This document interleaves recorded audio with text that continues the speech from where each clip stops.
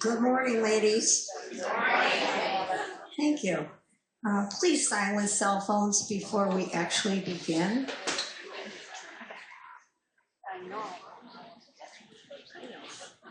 In the eyes of William Arthur Ward, he was an American inspirational motivational writer. He wrote, "Gratitude can transform common days into Thanksgivings, turn routine jobs into joy, and change ordinary opportunities into blessings. As we approach next week, may we all reflect on our blessings and give thanksgiving for even those mundane, ordinary days." I'd like to thank Roseanne Mastrangelo for last week's enchanting presentation about fabric collage. Lynn Brockway has that artist's eye as she creates amazing quilts, wall hangings, and pillows. I'd also like to thank Janet Fortin for today's memorial display. Janet took a lot of time and effort to bring some very special objects to her display.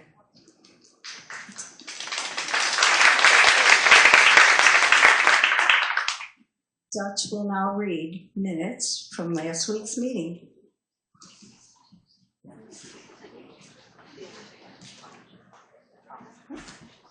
Good morning, everybody, and happy almost Thanksgiving. But I just wanted to thank the ladies who contacted me about scheduling their own private two-cat night with my two cats, Trevor and Penny. The cats are very excited, but I have to give you a heads up, though. They demand to have their breakfast at 5 a.m., so be prepared. I know. I asked if I could return her to the shelter, but they said no. So here are the Wednesday morning club minutes from last week, November 12th. President Joan Lomry called the meeting to order at 10:30 a.m. at the Beaches Manor. She mentioned once again that members are needed to help with weekly recordings. Training and directions will be provided. If interested, contact Andrea Radici, Joanne Secura, or Susan Williams. With our holiday concert only a month away, more information regarding the luncheon, which follows, will be available next week. She then thanked Literature Chair Kathy Kania for bringing author Marilyn Higgins to our November 5th, 2025 meeting, and Elizabeth Swistak for today's lovely memorial display. I just wanted to say that I finished reading that book, Dreams of Freedom. It was fabulous. The only thing is I wish I had paid more attention in history class. But Secretary Glenda Alvarez read the minutes from the November 5th, 2025 meeting. With no additions or corrections, a motion to accept was made by Debbie Mislinski and seconded by Susan Davidson. Motion passed with all in favor. Membership Chair Sheila Waters presented a WMC pin to new member Ann Quinn Finelli, who was introduced by her sponsor, Patricia Bates, and then welcomed by President Lomry. Roseanne Mastrangelo, Art Chair, introduced today's speaker, Lynn Brockway, a talented quilter who, upon retiring from teaching in 2022, began exploring the world of fabric collage. Lynn provided the audience with a very detailed explanation of this amazing process, from the tools necessary, materials needed, and steps in creating her pieces. Using many patterns from collage quilters Emily Taylor and Maxine Tarzi, Lynn's creations were truly works of art. From beautiful gifts for family members and friends to her stunning Christmas quilt and pillows, members were enthralled with her artistry. Apparently, so were the attendees at the Irville Opera Quilt Show in August. One of her collage quilts won the People's Choice Award in August. Won the People's Choice Award, which earned her an invitation to have her own exhibit at the 2026 show. There's no doubt that Lynn will continue to inspire and delight future audiences with her exceptional creations. President Lomry thanked Lynn for sharing her expertise and outstanding works of art, and then asked for a motion to adjourn at 11:30 a.m., which was made by Karen Fontana and seconded by Karen Waters. Motion passed. Respectfully submitted, Glenda Alvarez, Secretary. And happy Thanksgiving. Thank you, Dutch. Are there any additions or corrections to the minutes? Can I have a motion to accept? Phyllis Didio. Second? Diane Butcher. All in favor? Aye. Motion carries. Thank you. Sheila Waters is now going to present new members. Sheila?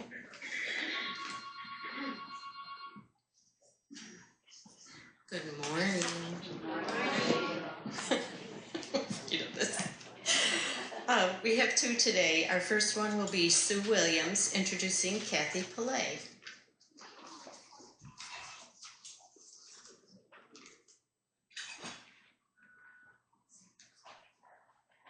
This way, Kathy.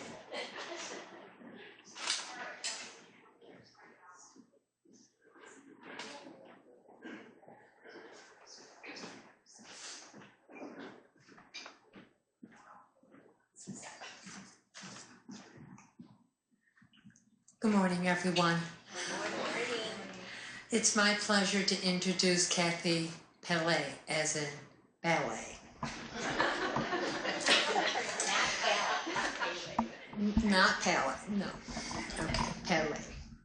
I've known Kathy since the times when Twig members wore pink jackets. And some of us still do, yes.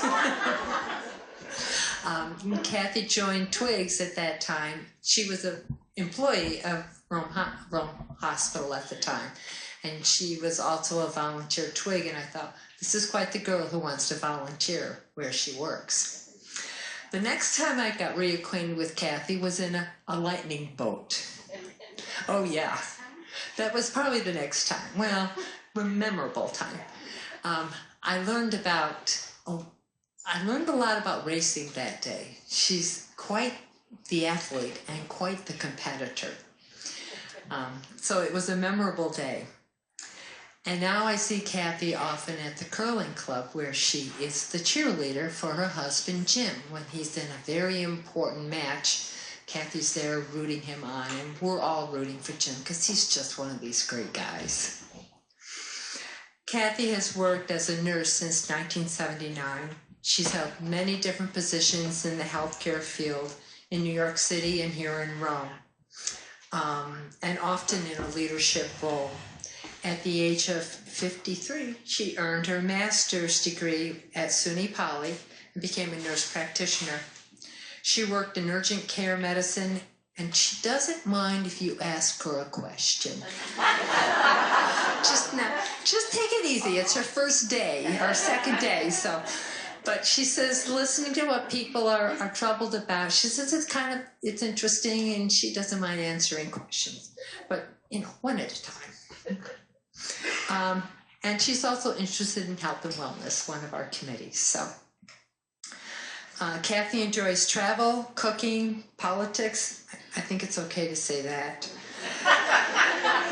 Sailing and skiing. And recently, her daughter and granddaughter moved in because the dad and the husband is in overseas, serving in the armed forces. So her house is doubled in size, and it's wonderful to have them there, I think.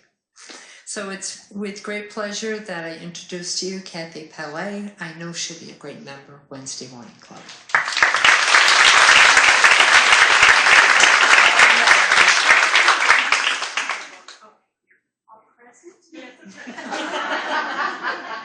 I've known Kathy since elementary school. It's nice to have her here. Our next introduction is Gail Tucker introducing Lenora Marathu.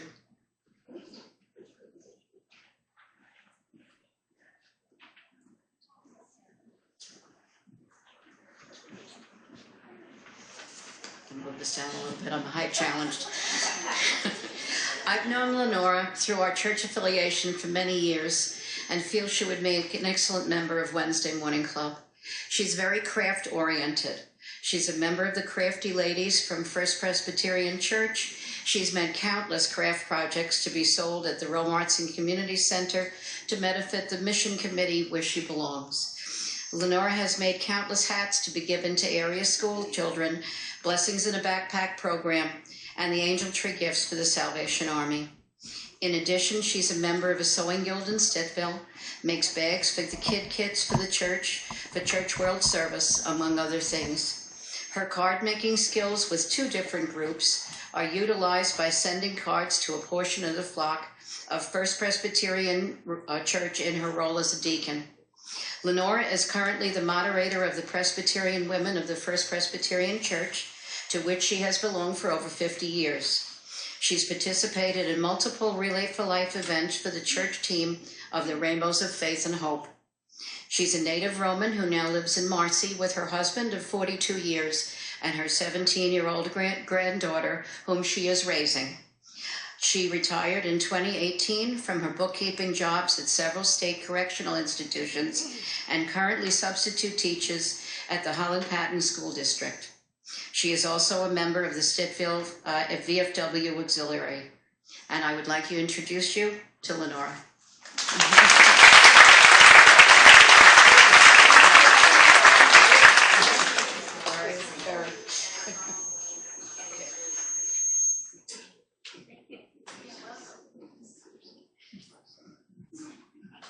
I don't have much to say. Happy Thanksgiving. Thank you, Sheila. Thank you, Gail. And thank you, Sue, for bringing new members to us. Welcome, Lenora and Kathy. I'm sure you'll find this a very interesting organization. At this time, Marie Carol Gondek is going to give us information on our holiday luncheon. Marie?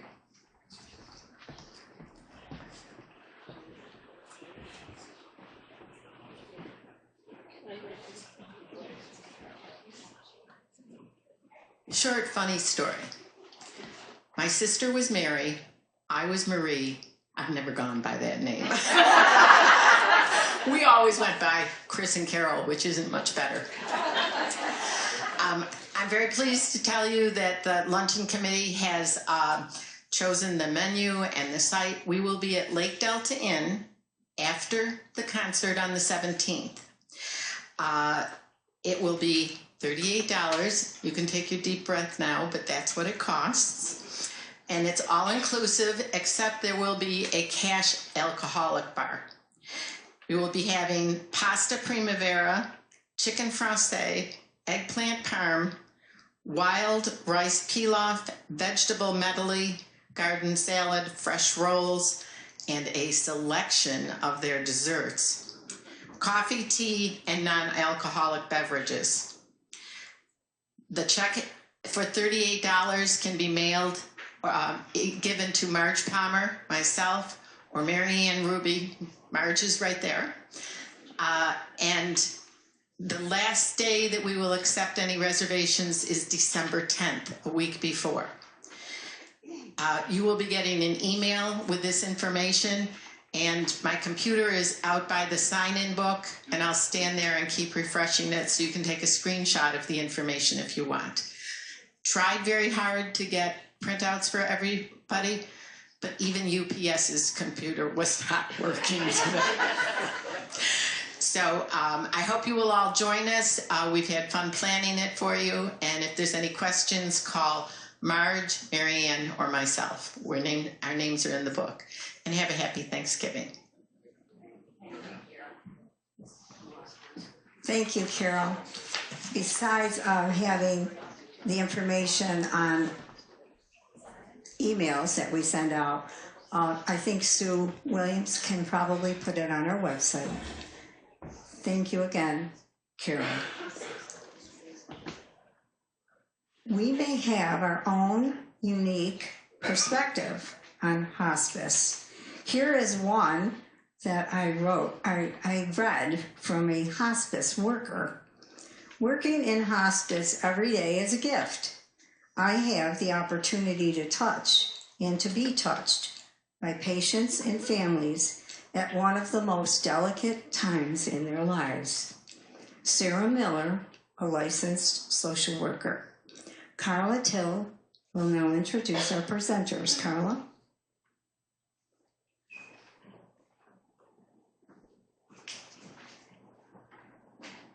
Good morning. Gina Chacha, a native of upstate New York. Gina celebrated her 10th anniversary as CEO of Abraham House this past summer. Leveraging her background as an educator, she has spearheaded a period of remarkable growth for the organization, including scaling the original 2-bed home in Utica by opening the 6-bed Abraham House Rome location and creating a sustainable thrift store fundraiser. Gina's leadership is deeply rooted in her devotion to her family, including 2 sons, a daughter, and most recently a grandson. Her strong family values correlate directly to Abraham's guest-centric mission. In her personal time, Gina embraces travel, live music, and boating in the Adirondacks. Dwelling in possibilities and open to life's unpredictable turns, she feels that sharing profound dining experiences with so many of Abraham House guests and families has taught her how to live her best life. Kim Todd is the Chief Operating Officer of Abraham House, where she has dedicated the past 7 years to advancing the organization's mission. Drawing on a strong professional foundation in banking and retail management, Kim brings a unique blend of operational experience, strategic insight, and compassionate leadership to her role. Originally from Frankfort, New York, Kim is deeply committed to serving her community. Her work in the nonprofit sector reflects her long life passion for making a meaningful difference in the lives of families most in need. Beyond her professional achievements, Kim is the proud mother of 2 sons and a daughter, a loving nanny to her 10-year-old granddaughter. Her family-centered values are reflected in everything she does, both at home and in her work. When not with family, Kim loves cooking, country concerts, and quiet nights curled up with a good book. Welcome, Gina and Todd, and Kim.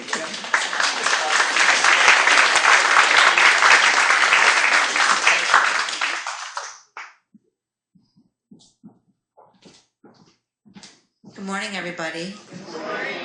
Thank you so much for having us. I have to, Go back a little bit. yeah, and I don't know how to do that, so let's figure this out. Okay. There you go. Stay with me. So we are Abraham House girls. Kim and I are both originally went to high school and graduated from Frankfurt, and we had a lot of friends in common. And 7 years ago, we became colleagues. And 7 years and or 6 years and 364 days ago, we became friends.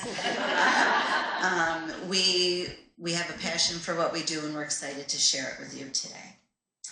What you see on the screen right now is our current website. Our motto is a welcoming home for the terminally ill. And this is Dr. A.L. Shaheen. He is the man behind our mission. I'm going to take you on a little journey today. We're going to start with our past and give you some history for Abraham House. Abraham House was established in 1998 when Dr. and Mrs. Abraham Shaheen donated the house in Utica for the purpose of caring for those with terminal illnesses. Staying true to the promise that he made his father to be a doctor for the people and not for the money, we were founded with the intent to not charge guests or families for services. And 27 years later, we are still not charging our guests or our families for the services we provide. We are open 24 hours. We rely on donations, fundraising, and community grants to ensure that we continue our mission. We will never forget honoring his legacy. He was an amazing man, a beloved doctor within the community, and he served over 60 years in practice. We have collected some Dr. Shaheen stories through the years. He used to charge $7 for small problems, $12 for big problems.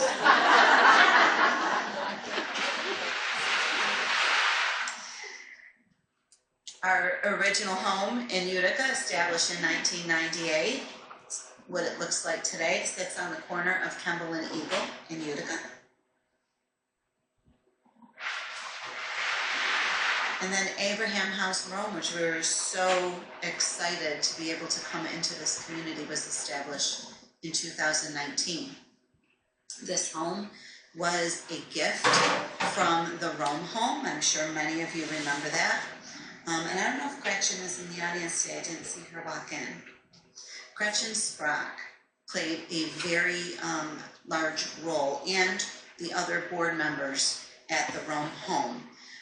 The way that this house happened to come to us was I spoke in front of the Rome Chamber of Commerce. And I was just introducing us as an organization and saying, if there's somebody I should talk to, let me know. If there's a room I should be in, let me know. You know, we are interested in coming and being a part of the Rome community. And at that time, there was somebody in the audience, unbeknownst to me, that was on the board for the Rome home. They had petitioned the Attorney General to dissolve at the time, and they had to give their assets to a like-minded, like-missioned organization. And apparently, timing is everything, because she went back and said, I think I found our organization. And Jackie Izzo was the mayor at the time and called me. You weren't with us yet. And she said, there's a home in Rome, Gretchen Spratt called, and would like to show it to you. And honestly, my board members and I didn't realize it was a gift. We thought we were going and somebody had a house for sale, or we didn't know what was going on. We walked into this massive 33-room home, and it was just so overwhelming, and talked about how could we use this? How could we use all of this gift, you know, when we found out it was a gift? And we did accept that gift, and we have been there for the last several years, and so proud to be in this community, and we've served hundreds of families out of this home. So blessings. It's a good month to count our blessings, and that was one of them. We are the houses that volunteers built. We have fundraisers that we are now considering our fundraisers. Fire and Ice Winter Festival's one of them. We've had, through the years, lots of donation drives, and people show up at the door and just bless us with things that they've collected that are on our wish list. We have different communities. This was John Earl from Bear painting our entryway, and his co-workers planting for us in the spring. This is another Bear team that came into the Rome house and cooked a huge meal for all of our guests and families. Donation drive at Shenatry's, a local place that really supports us. Oh, and our Utica College volunteers. But you run our volunteer program, so I turn the specifics over to you. So I do want to talk a little bit about our volunteer program today. So just like we meet our guests where they are, we like to meet our volunteers where they are as well. So I like to sit down, talk to them about their likes, their dislikes, their passions, and figure out, where they fit into our volunteer program. There's so many different ways to volunteer at our organization. So you can volunteer internally, externally. Some of the few things, Gina did touch on some of the things that we do. You can internally, what we call buddies, and that is like almost like an assistant to the caregivers that we have at the house. And they do anything with whatever is comfortable for them. So they can sit bedside, or if they want a little bit more hands-on, they can, help with bed baths or, linen changes or things like that. It depends on, where their comfortability is. There are, those that come in and just like to sit bedside, read to our guests. They like to talk to the families. And then some that just want to step back a little bit, and where we need help, when we have those crazy days and we have admissions and we have, families at the door, and Saturday is very busy, so it would be nice to have somebody who could answer the door, answer the phones for us, jump in and, help, make lunches or make dinners. So we have a lot of different ways for you to volunteer in the home itself. We have some people that like to come in and, they, like to do like small little projects for us. We have somebody that comes in and she likes to do our painting or whatever needs to be fixed. She loves to do that. On the outside, we actually would love to have somebody that would come in and help out with our, our landscaping maintenance or, mowing the lawn, that kind of thing. That's much needed as well. Other things, so we have people that also come in and do professional services for us. So manicures, hair cutting, Reiki massage. Then we have specialty like music therapy, spiritual therapy. And actually we do have somebody that comes in, we have a couple that comes in from one of the local churches, and they come in every Tuesday and they do like a musical or a music ministry for us. Ron and Tracy Madonia, right from St. John's. And so they'll go into each one of the rooms, they'll sing, and they'll ask if they want, they want to pray with them. Obviously, there's a personal choice for each one of our guests, and we try to make it as personal to each one of our guests as we possibly can. There is someone that comes in and does art therapy with them, or they're able to bring in pets. So pet therapy is very, very good for each one of our guests. Other ways to volunteer for us is we have our thrift store in Utica. Obviously, Gina said you can come in and volunteer for some of our fundraisers. We do have food drives some days, and we would love to be at Walmart where we could have a table and have a food drive there.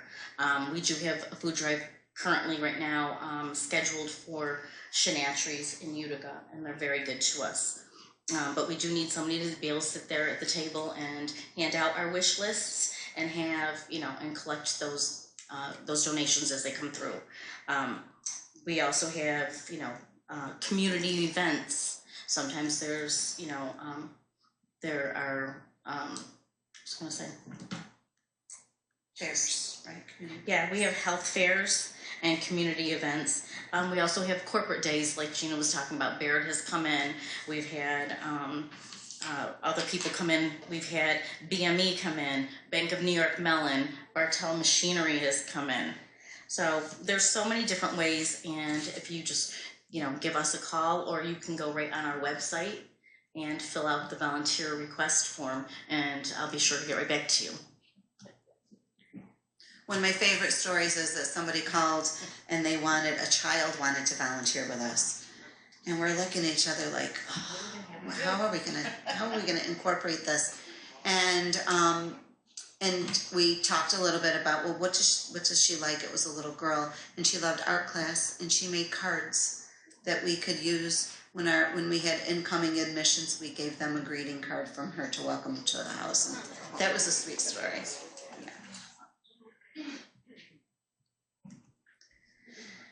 Accolades and activities are a big part of Abraham House. Most recently, our board president won the Rome Community Foundation Award for Excellence. That was also accompanied by a nice $2,000 donation to Abraham House. Activities, our fundraisers, I touched on a little bit earlier. Meatball Madness was one of our signature fundraisers. We used to have a gala every year.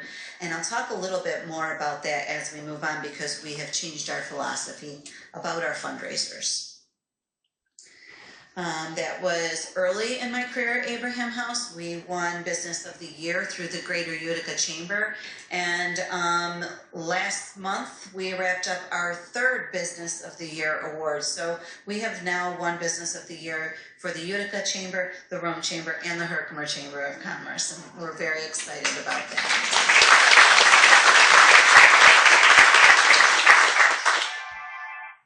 There we go.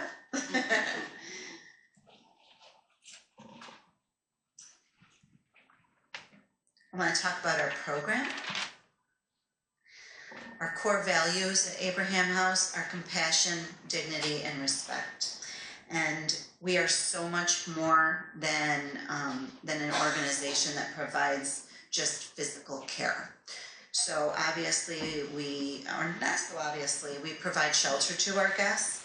It is residential caregiving. So we have 2 beds in Utica and we have 6 in Rome. Each bedroom is private. They have their own Alexa, their own smart TV, their own seating areas for families, and recliners, bedside tables, and that kind of thing. Peace of mind, 24-hour care is provided by Abraham House. Both houses are always locked and fully alarmed, so family member does not have to be concerned about their loved ones' safety from the outside world. On the inside, we allow visitation 24 hours a day. We are very transparent. We have nothing to hide. Our families are walking, you'll see them walking around the house in their socks. We really embrace families and we want them to be there as much as they want to be there. But the biggest gift we give them is the peace of mind to leave and go home. Healthcare is provided with the oversight of our partners, hospice and palliative care, based in Middle Settlement Road in New Hartford. And they come into our home like they would come into someone's personal residence. And they create a care plan, and they leave that care plan for our caregivers to carry out. They set up the medications, and they make all health-related decisions. This has been a 27-year partnership with no lawyers and no contracts. It is a gentleman's agreement. It is a ladies' agreement. And we just both really uphold high standards of professionalism for each organization.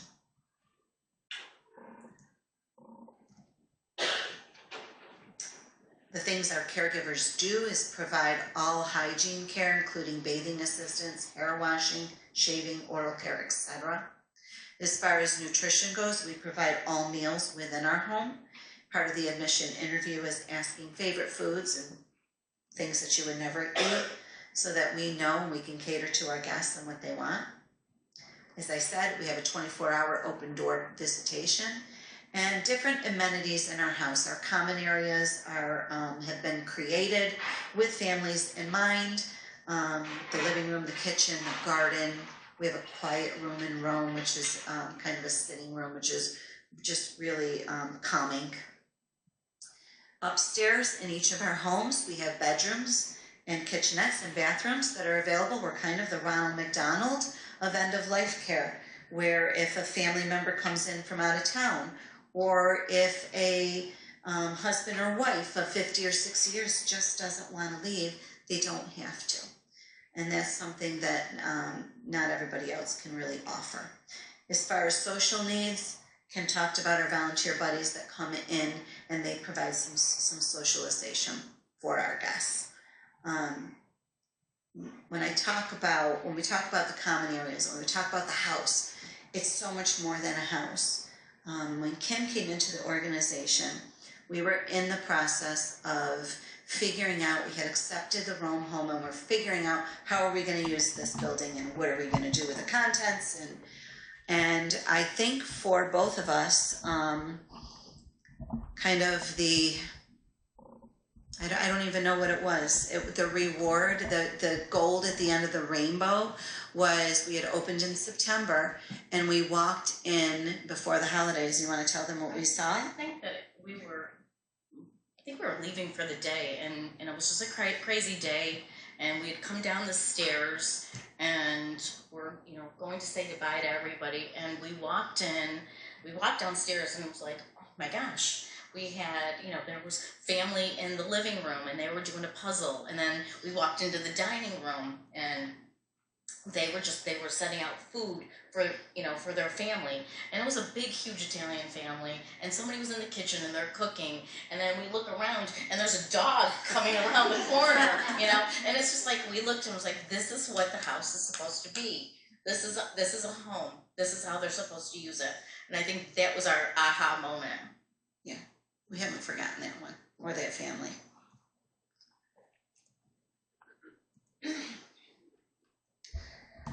Kim talked a little bit about the additional services that we offer, so I don't have to go into all of that. But we're always focused on the comfort of our guests.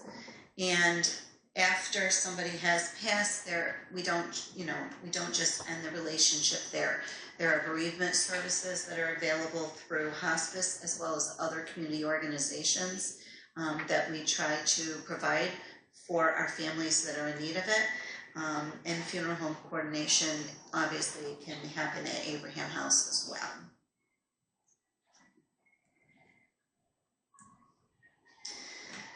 So our present, this is what it looks like. Interesting stuff. These are some of our statistics. I wanted to show you the Rome guest line. Obviously 2019 was a short year. We opened in September, but our Rome guests as of 2022, 2021, those were the years from all of the COVID fallout, and our referrals surged at that time. I should talk a little bit about, we opened in September of 2019, and in March the world got shut down.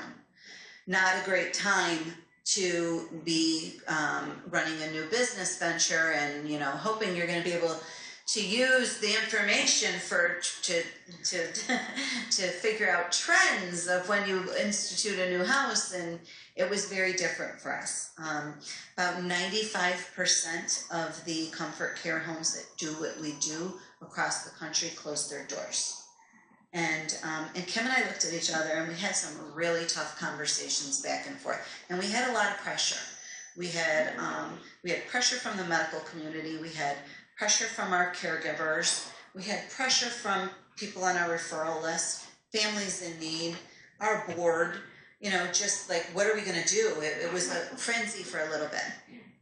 And when we reflected back on the beginnings of Abraham House, we were started. And most of our first guests in 1998 were those who were afflicted with AIDS. And that was a segment of the population back then that lacked support. They often lost support from their own families, and they needed the care. And if you remember back then, the medical community was frightened. They didn't know about this new virus.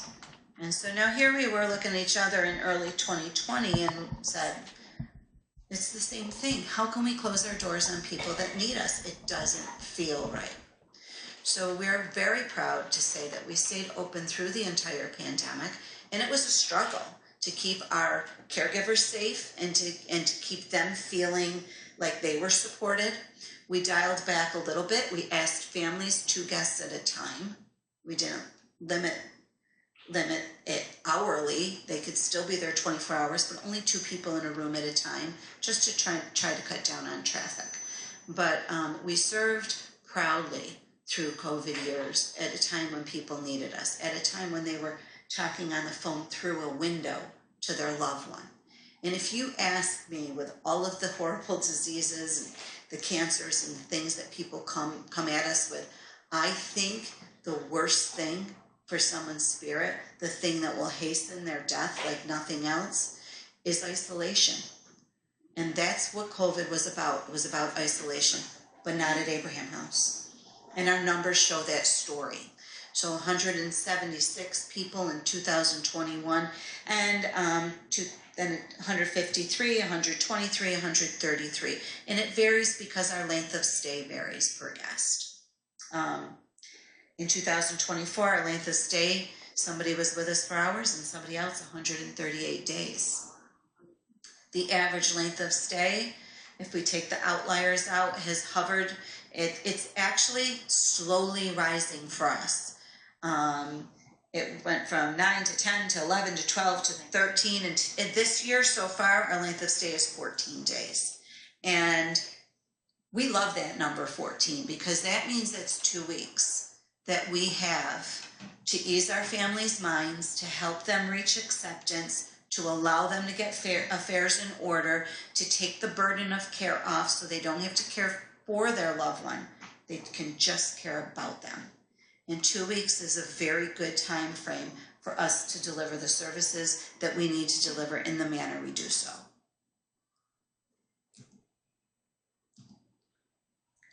So continuation shows you our occupancy, or days occupied. Our occupancy rate was 81% in 2024, which we don't want our beds to be empty because we have waiting lists, we have referral lists, and we know there's always somewhere in need. So, so seeing our occupancy rate rise is a good statistic for us. In 2024, about equal referrals came from hospitals that came from homes, and then a small percentage from nursing homes. And the county served 70% of our guests in 2024 were from Oneida County, 16 from Herkimer County, and then a smattering from some other counties. But if you look at all the counties along the bottom row, you will see we have random people that will come to us from Otsego County or, Lewis County or Fulton. And oftentimes the services are not available where they are, so they want to come where the services are available, and they have a family member in the area willing to vouch for them and be their proxy through the process.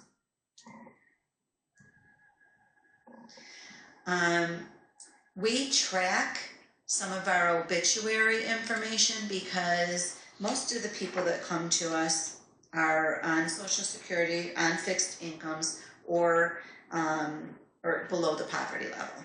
So how do you measure satisfaction? And we send out satisfaction surveys where we ask them a few questions. But for us, knowing that the people that come to us are not, by and large, of means, and the fact that they mention that they died at Abraham House and request obituary donations to come to Abraham House shows us that they're pleased with the care that they received. Our philosophy and reflection. So this is Dan Pilata. How many of you have heard of him? Okay. Teachable moment. Dan Pilata gave a TED Talk. It has had over 50 million views and is one of the top 15 TED Talks in ever. And his TED Talk was about the things that we think about charity are dead wrong. And I'm going to share a little bit of his philosophy with you now. Charities know that donors want very low overhead. So charities do everything they can to reduce their overhead, including, I'm not going to spend on fundraising, I'm not going to spend on infrastructure, I'm not going to spend on the right technology and communication equipment, so they can't possibly grow. If they can't grow, they can't possibly end hunger, cure breast cancer, all of the things that we actually want them to do. So it's actually in the donor's best interest to find out what are your goals, what progress are you making, and how do you know? I don't care. Charities know that don't. Okay, back to our PowerPoint. So a lot of his points are that charities are expected to operate under circumstances that for-profit businesses and constraints that for-profit businesses don't really have. If McDonald's is spending $1 billion a year on advertising, nobody thinks twice about it. If Abraham House tomorrow said, we're going to spend $500,000 on advertising, our donors might look at that and think that that's a dereliction of our duties and that they wouldn't want to give to us. And that's just one of a small thing. There's a lot of business practices that the rules are different for charities.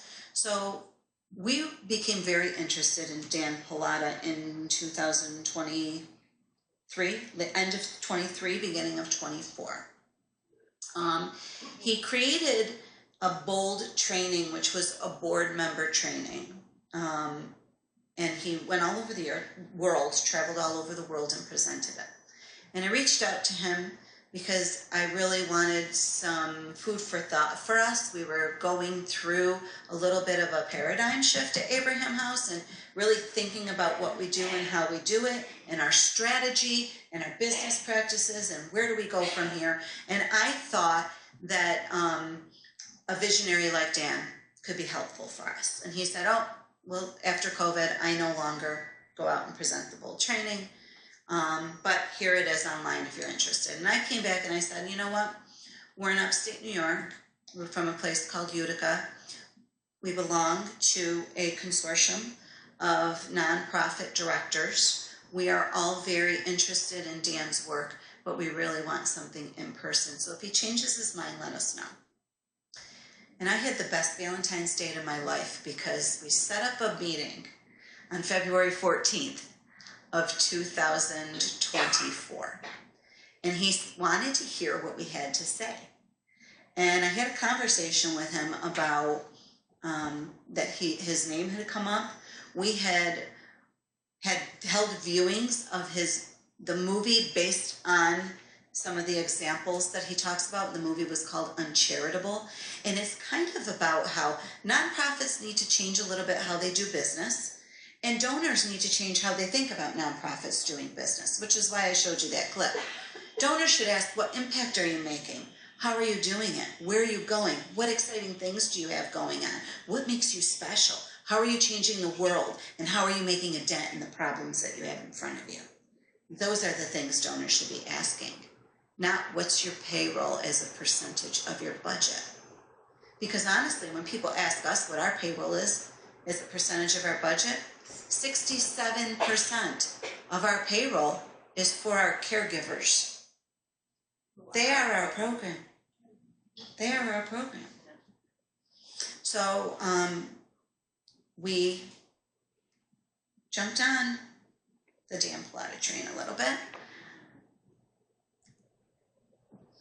And as we investigated and were walked through some of his principles, which walk you through questions about your organization and your business, we found a few things that were surprising truths to us. One was I already shared, 67% of our payroll is caregiver.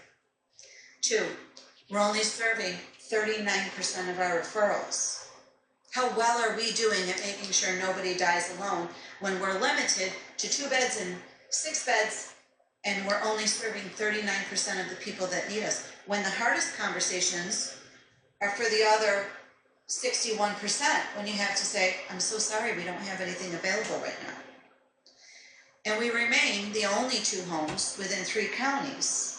After I've been here 10 years and we have grown, we're still the only 2 homes in 3 counties. I like to think it's because we do what we do best, but that's just part of it, right?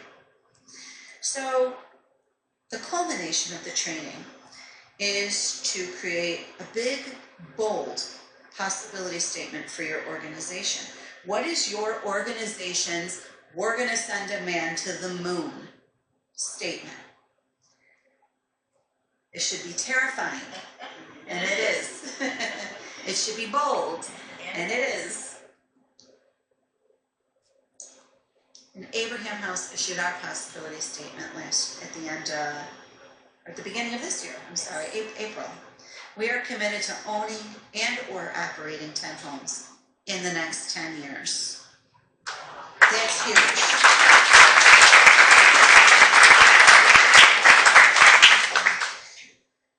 Take a breath. It's called Vision 2035. And we actually lured Dan to the Mohawk Valley, where he presented in front of a room at the Yanadasas full of executive directors from different nonprofits.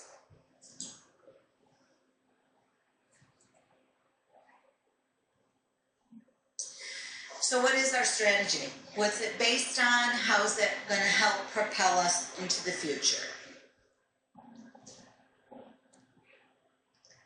Sustainability is key. Sustainability through business ventures like our thrift store that we run, investments, and opportunities. So we don't want to be that charity that always has their hand out.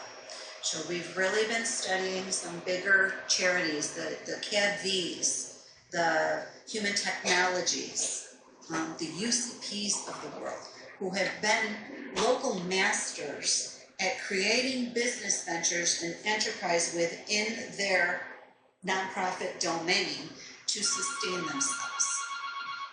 We want to learn how to be self-sufficient.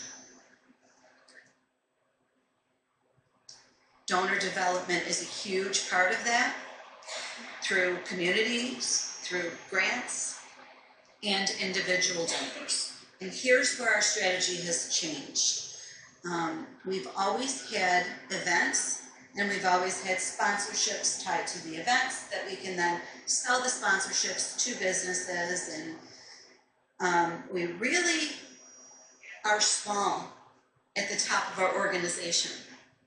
And when we are spending so much time on our event planning and making sure that we're out there speaking with our sponsors and giving them the promotion they ask for and creating their banner, and and then at the end of the day, let's be honest, the $2,500 gala donation, we turn around and give them back a table of 10 and a banner, and it's a $1,000 donation at the end of the day. So why are we spinning our wheels so hard, and we're really cutting our sponsorships in half? And we made a big decision with I'm looking at Patty Kane because she's on our board, with the blessing of our board, that we wanted to move forward and we want to have sponsorless fundraisers, and those are called friendraisers. So quick events that don't take a lot to put together, that offer an opportunity for us to come together with the families that support us and the community members that support us, and come together for Abraham House and do something fun. But we don't want to let that sponsorship money go. Our sponsorship money is about $100,000 a year out of our $1 million budget, about 10%.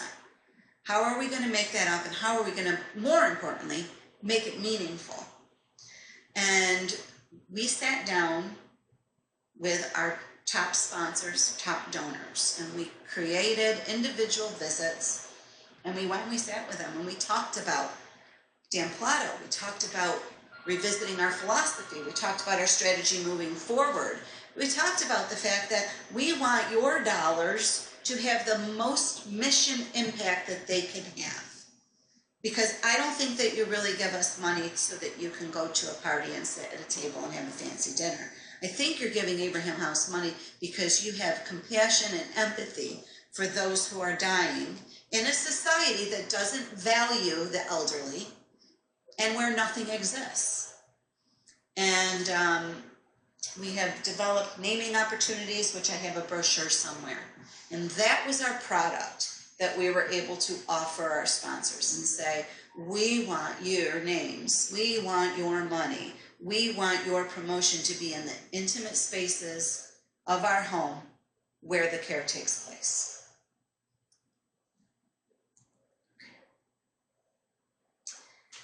So, expansion's our goal. Homes, programs, guests, and families served is how we're going to measure our progress. Whoops, I gotta go back. I don't know how. Okay, sorry about this. Carla's like 5 minutes and she's freaking me out. Oh, no. It's your fault. Okay. So our future lies in our sustainability. This is very very exciting news you may have seen as well. We did put a press release out. We have a longtime donor who set up an Abraham House donor advised fund with the Community Foundation of Oneida and Herkimer counties. And I worked closely with this donor to develop the parameters for us to be able to use the distributions off of this fund. They are all growth parameters. We can use them to for marketing and advertising for our growth. We could use it for caregiver salaries for the first 3 years of a new home. We can use it to purchase a new home. We can use it to renovate a home. So all expansion-minded activities. And in April, when we went and we sat down, and I found out the amount of the gift, it was $1 million initial investment into Abraham House. That's a huge vote of confidence. That's a lot of vetting that this person did for our organization. That's a lot of faith in our strategy, in our philosophy, in our mission, in our program. I mentioned our thrift store. It is the cutest little boutique. It's on the corner where our house is located in Utica. It is called the Bird's Nest. And we were trying to rent this building for $550 a month. And instead, we turned it into a thrift store. It has been open since 2017, and it has created over $200,000 for Abraham House. Run solely on volunteers, run solely on 100% donated items.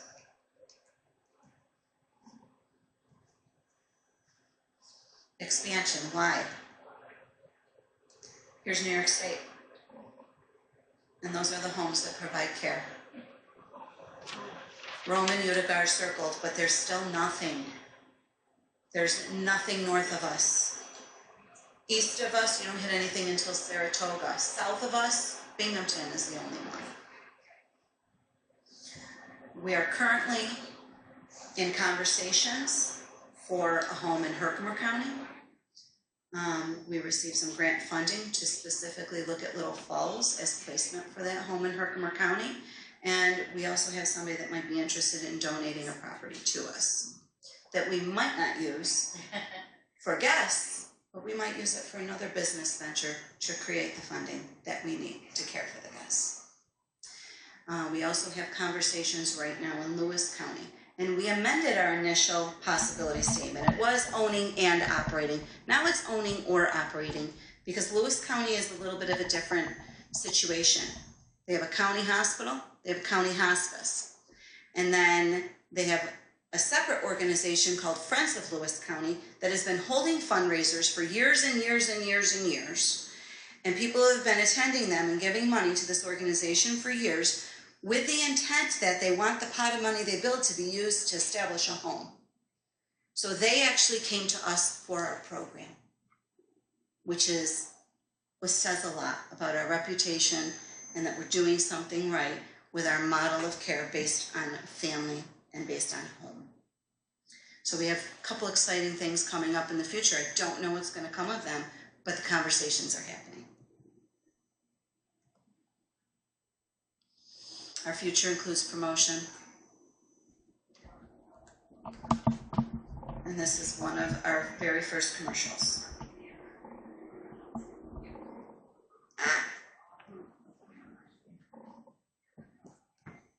If you're blessed as well, consider a gift to help someone who needs care at the end of their life. Our houses are havens for families when they need it most. As a recently new grandmother, I have an abundance to be thankful for this holiday season. If you're blessed as well, consider a gift to help someone who needs care at the end of their life. Our houses are havens for families when they need it most. And just so you know, that was my mother's commercial debut. As she's kissing another man on the forehead, your father's going to lose his mind.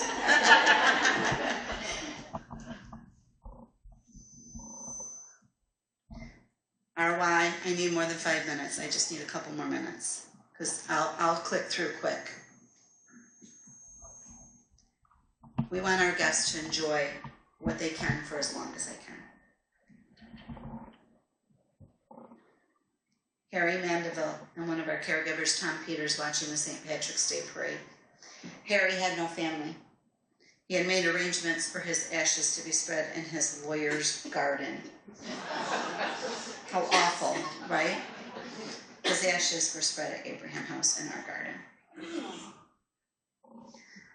Some family, I'll flip through the family things and I won't read them in the interest of time. The Metz family had family game nights bedside. This is Mr. Brown, visit from his cats.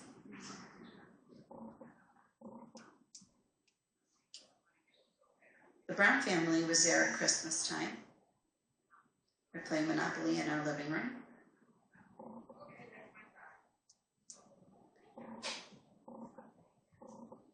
Abraham House homes, everything takes place that takes place in your home. Birthdays, sunny days on the porch, trick-or-treat nights. This is an intimate moment between Mr. Russo and his granddaughter. Mr. Russo called me down to his room one day, said, I have a problem. Okay, maybe I can help.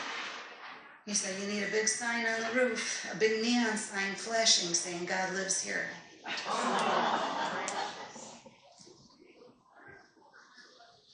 This is Mr. Testa. He loved his breakfast. He loved going out in the common dining room in the morning. He wasn't embarrassed about his shampoo cap on. He didn't care.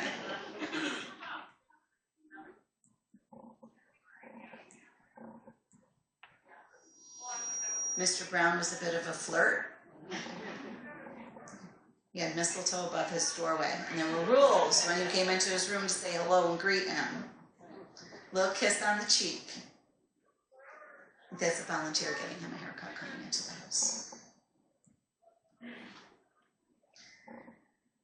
This was Jordan Ramsey. She was 30-year-old mom with breast cancer.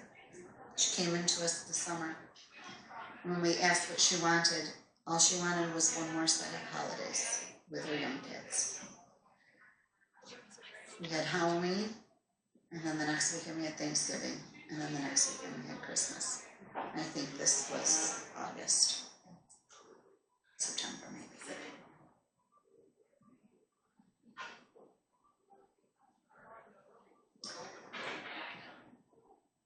Mrs. Daly had her pup come and visit, and then this is Mrs. Clements and Mr. Middaugh going out for a lunch date. So you're not prisoner if you come to Abraham House, if you're still able to be independent and go out and do things we want you to. Whoops, that was Mr. Russo again. This was a happy hour last October that we had for one of our guests. It had been prolonged a week, and we did because of rain. We did it on a Thursday, and he passed away the following week.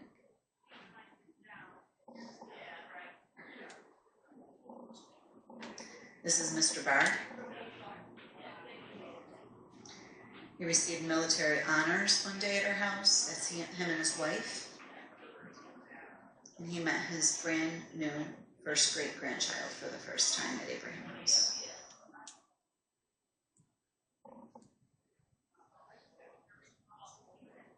This is Mr. Fenner, who was a diabetic, and he loves sweets.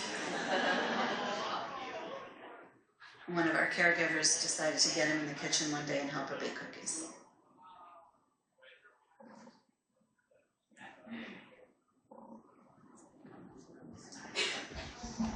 On behalf of my board, my colleagues, and our guests and our families, thank you.